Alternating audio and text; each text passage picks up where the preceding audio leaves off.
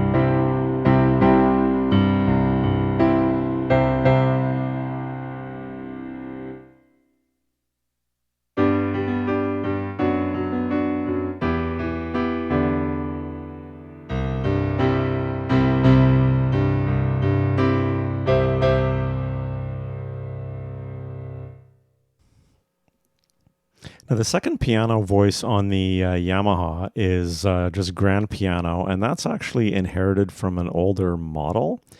And I never use this voice. I'll demo it for you quickly here, but I'm not really going to compare it directly to the Casio.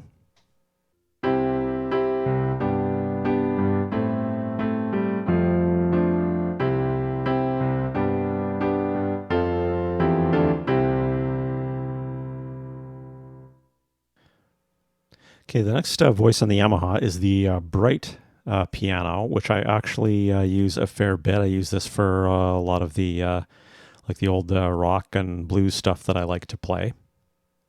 And there's actually a few voices that I'm going to be comparing this to on the CT-S1. But here's the bright piano on the Yamaha.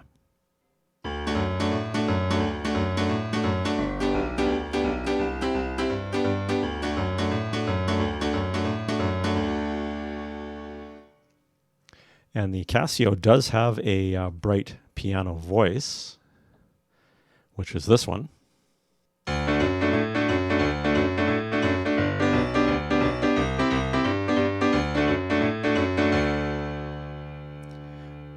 But there's a couple more on the Casio that I actually prefer, that are a couple of the voices that are hidden in these key combinations. I actually have them memorized in my tone variations so that I can call them up quicker. But I'm going to compare those to this bright piano as well. The first one is the rock piano.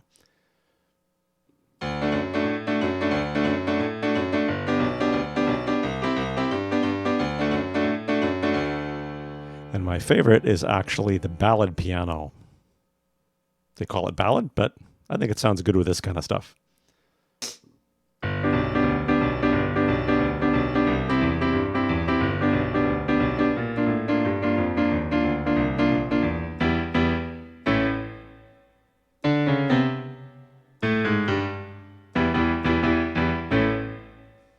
Then they each have a honky-tonk piano.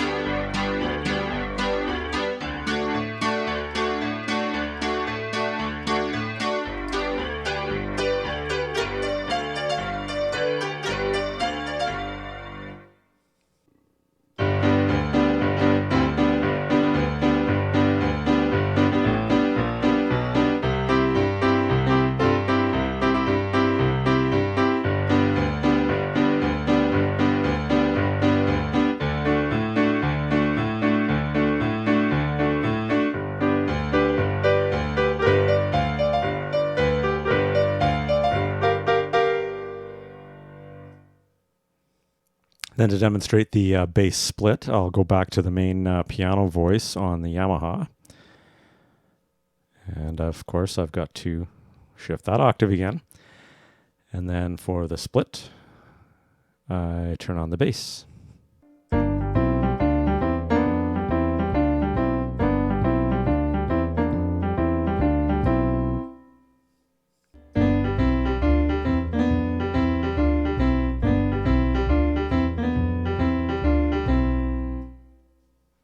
Okay, so just to demo the layering, if I'm on the Yamaha and I turn on dual, I'm going to get, I've already transposed the octave of my main voice, but you can hear that the strings are an octave higher. So I'd like to transpose those as well. So I'm going to go to dual octave and then shift that down an octave as well.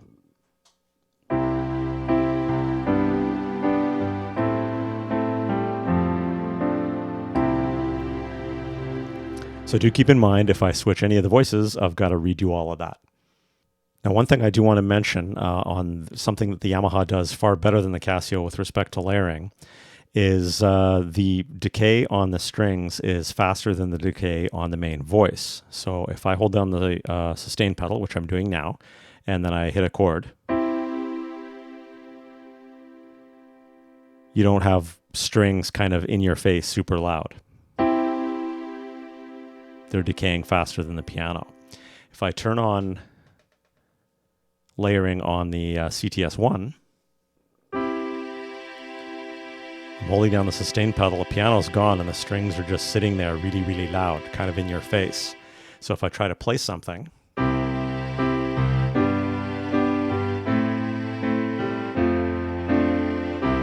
mean, it's usable, but those would be really nice if those strings were not quite so in your face. Now, they do have a setting where you can disable the sustain on the layered voice. So I was hoping that that would help.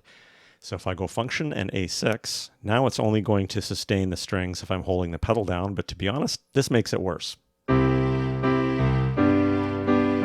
then it's sounding all really choppy. So there is a voice on the CT-S1 that's the advanced voice in the piano section, which has a pad that will only come into, you'll only be able to hear it if you're playing 3 notes. So right now, if I only play, you're just hearing the piano.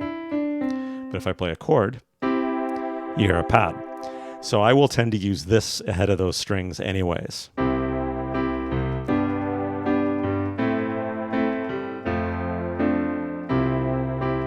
It's not perfect, but it has more of a natural sounding decay to me than the strings do, but it's still, or than the layered voice does, but it still does suffer from that same issue. See how the piano's going away and the strings are, sorry, the pad is still kind of lingering. So I don't yet tend to use layering much on the CT-S1 anyways. Now, I did mention that there's a couple of other piano voices that I really like on the CT-S1. I already demoed 2 of them that were kind of the alternatives to the bright piano. So there was a rock and a ballad piano, but there's one more that I really like, and that one is breezing piano.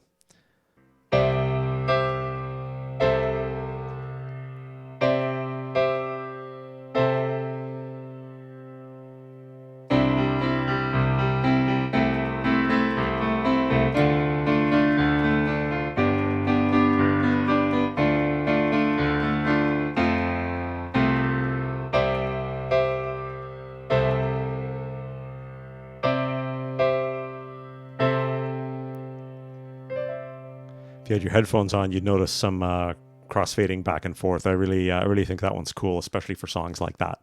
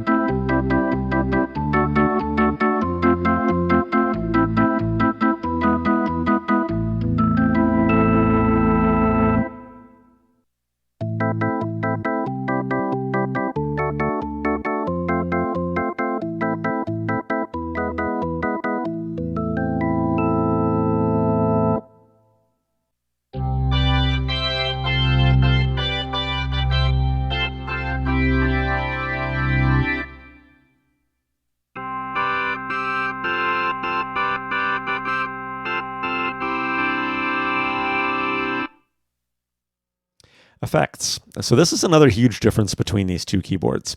If you're someone who likes fine-tuning or tinkering with your sounds, then I would heavily lean towards the Yamaha PSR-E373. It has tons of effects and tons of digital signal processing, so DSP, available for you. Remember, I mentioned that there's only 4 piano sounds on the Yamaha and 9 on the Casio. Well, with all of those effects at your disposal, you can turn those 4 piano sounds into quite a few more different versions of piano sounds. In contrast, the CT-S1 does have some very impressive DSP effects, but you don't have access to them. Casio has basically done that work for you and applied appropriate DSP effects to many of the sounds. So user customization is limited to changing the reverb or EQ presets. So if you're like me and you rarely use effects to modify your sounds and you just intend to just sit down, pick a voice and play, then the CT-S1 might be more your speed. Okay, registrations. Both keyboards have some pretty easy panel buttons to save and recall registrations. The Yamaha has 9 available and the Casio has 7, plus an additional one called My Setup, which is actually a fantastic feature, and that's because you can specify that the My Setup settings all get loaded automatically when you turn on the keyboard. This is actually huge. This is really a feature that I think should be included on all keyboards and digital pianos. For me, I always octave shift 61-key keyboards down an octave.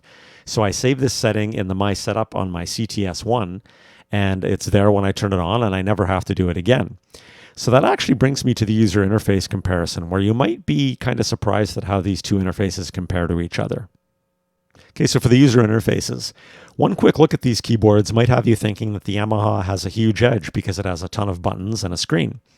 Well, I do always prefer to have a screen as opposed to not having one.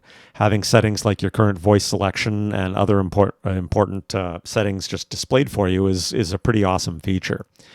And in addition to having a screen, the PSR-E373 does have a number of dedicated buttons to allow you to quickly access some functions.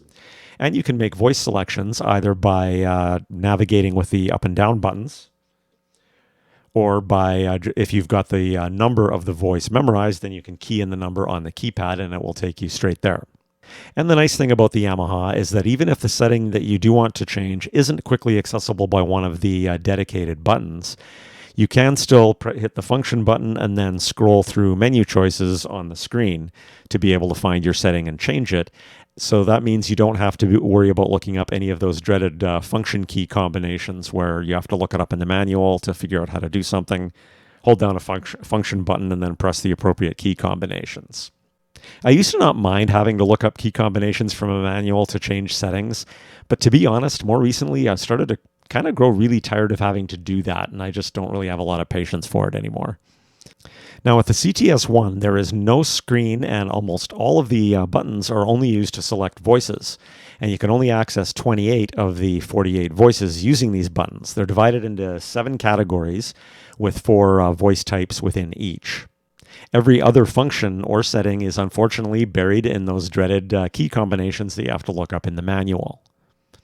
So while selecting one of those main voices is actually probably quite a bit easier and quicker on the CT-S1 than it is on the Yamaha. For example, let's say I want a Rhodes electric piano. On the CT-S1, I press one button and I'm there. On the Yamaha, if I can either have to, if I have the voice memorized, I could key in the number, or I have to scroll using the buttons to look for the voice.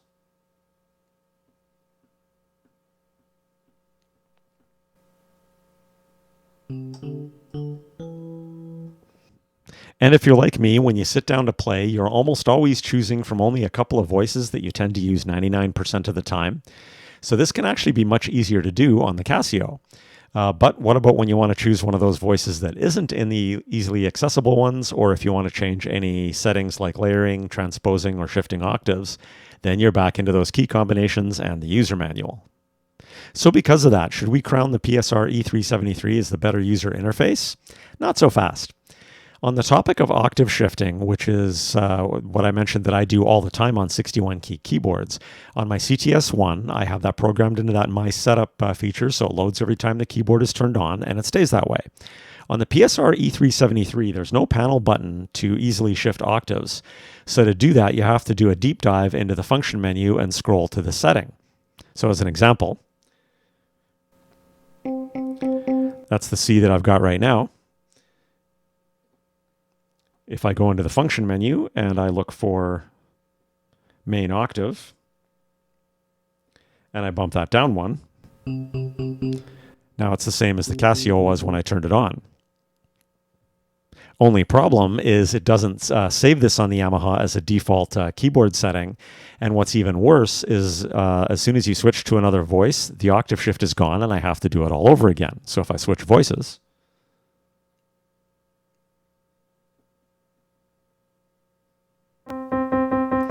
I'm back up to the original octave.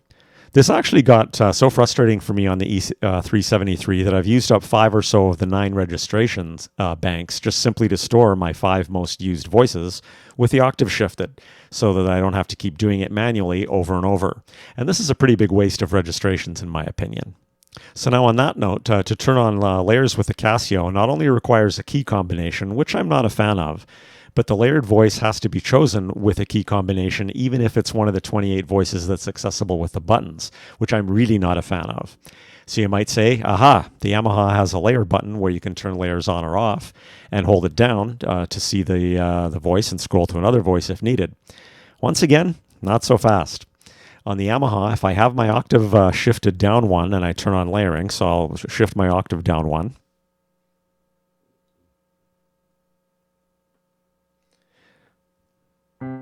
so now I'm down one. Now I'll turn on layering.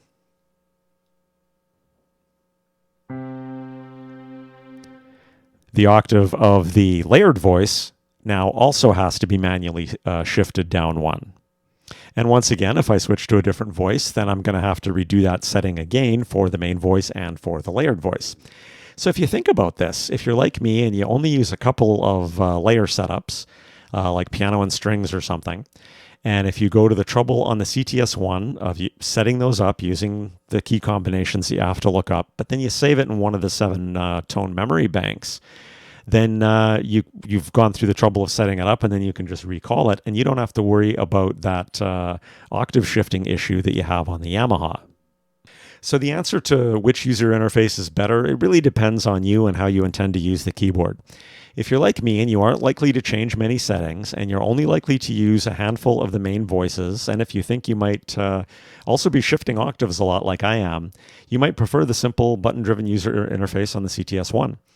But if you are more likely to use lots of different voices or play around frequently with settings, then you're probably going to prefer the Yamaha PSR-E373 as long as that octave shifting issue doesn't drive you crazy.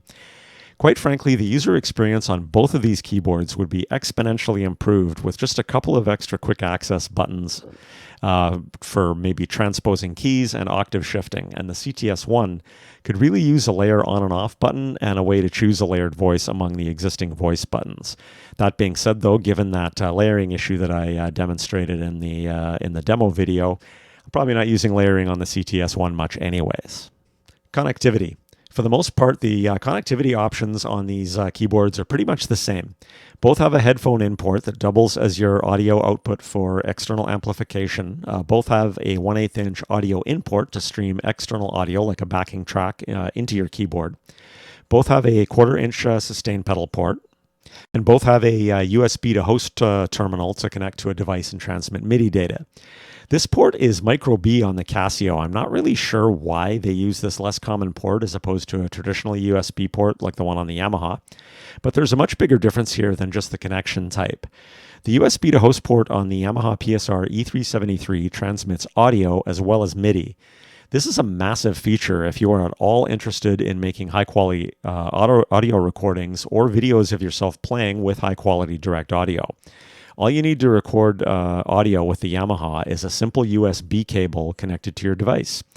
To record audio with the CT-S1, you will need to connect your headphone out with audio cables to an external audio interface like a Focusrite Scarlett, and then connect that interface to your device that's doing the recording.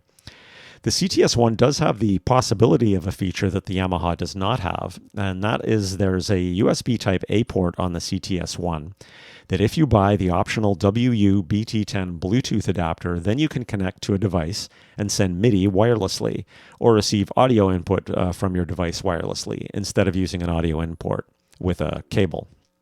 In my opinion, the fact that this adapter costs almost half what the keyboard doesn't really make it worth it, and I tend to lean towards using cables instead of Bluetooth all the time anyways to avoid any lagging issues or latency. Something else I did want to mention here as well is that the audio input volume on the CT-S1 isn't really balanced all that well with the keyboard volume. When I try streaming in backing tracks from my iPad, they often aren't loud enough to match the piano. But if I turn up the iPad volume, then the track distorts. You can edit the voice volume to be lower on the keyboard, but then that could affect the overall output volume, which can affect audio recordings. So you do have to be careful with that. This is not at all an issue on the E373, and the Yamaha even has an audio input volume setting that you can use for any further modifications. Okay, apps. Casio has the Cordana Play app, which has recently been repackaged as Casio Music Space. I've never been a big fan of this app, but some people do like it. I'm not going to go into it here, but it does have some okay features. You can't control your keyboard settings or anything, but you can play along with some MIDI songs in the Synthesia falling note style, which is basically a video game. Or you can play along with sheet music as well. I've always found that app to suffer from some pretty severe lag problems. The Yamaha doesn't have a similar app for the PSR-E series, but what they do have is the Yamaha Rec and Share app, which takes advantage of that built-in audio interface I was talking about. With that app, you can connect your PSR-E373 to your phone with just a USB cable and quickly and easily record yourself playing your keyboard with high-quality direct audio, and then easily share that recording on social media. Speakers. Speakers on both of these keyboards are only 5 watts total, so they are good enough for practice or playing in a small room, but for any type of performance, you're going to need external amplification for either one of these boards. Both sets of speakers sound okay to me, but I do think the Casio sounds better. The Yamaha is probably a little bit brighter, but the Casio offers a lot more low end. That's because the CT-S1 has bass reflex speakers. That basically means they've got extra ports in the chassis to improve the low end bassy sound. And the CT-S1 also has a surround sound effect that only applies to the speakers, not to the headphone or audio out. Here's a quick speaker test just recorded with a built-in mic on my iPhone.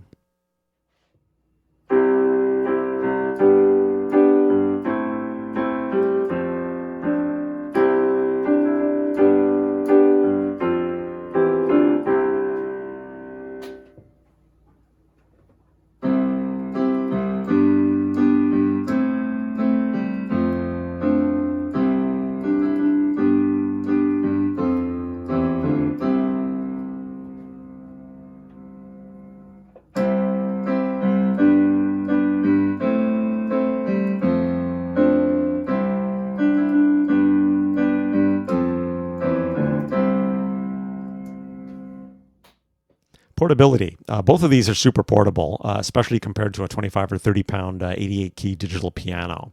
The Yamaha only weighs 10 pounds and the Casio's lighter still. But the Casio takes portability to a new level with this keyboard. Even though it is still 61 full-size keys like the Yamaha, it is an inch shorter, 4 inches narrower, and the Yamaha is actually 1.5 inches deeper as well. One side note to that, though, you may have trouble finding a case that isn't oversized for the CT-S1. There is a custom case made for it by Casio, but it's the same price as the keyboard, which seems kind of crazy to me. So the verdict, which keyboard is better as a portable option for a piano player? To be honest, they both have tons going for them, but answering that really comes down to how we define piano player.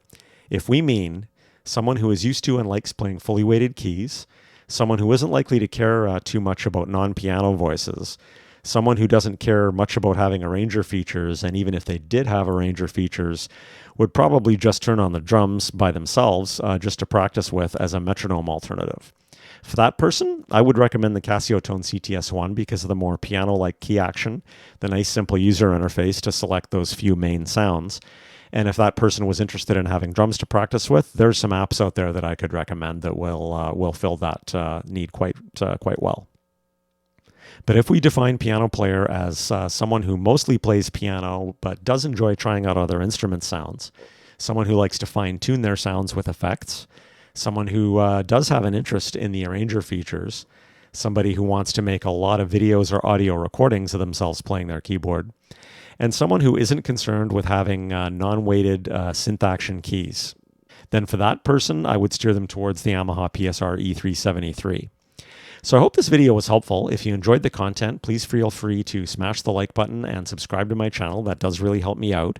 I've included links below to my full reviews on each of these keyboards, as well as some Amazon affiliate links if you want to check out current prices. So thanks a bunch for checking out the channel, and have an awesome day.